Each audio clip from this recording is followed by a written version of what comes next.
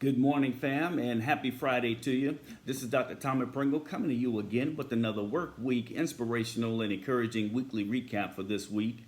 On Monday, we talked about how we have opponents and enemies as well that are against us and not for us, that don't have our best interests at heart, that seek to tear us down rather than build us up, that seek to discourage us rather than encourage us, that seek to plant seeds of doubt rather than seeds and deeds of hope. But even though these enemies and foes attack us, they end up being the ones that stumble and fall. And on Tuesday, we talked about how we should desire to be in the presence of the Lord. It's the one thing that Christians should look forward to, in understanding that one of our rewards is living with the Lord forever, after we're all done down here and on assignment on earth. Jesus tells us in John 14, verse 2, that there are many mansions or homes in heaven, and he's preparing a place for us to come and live with him and dwell with him.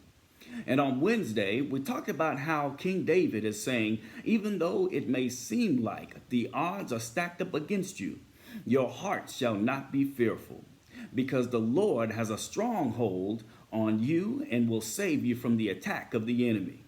And when things get ugly and turn into an all-out war against you, you should still stand bold and confident in knowing that you already have the victory and the war has already been won in your favor.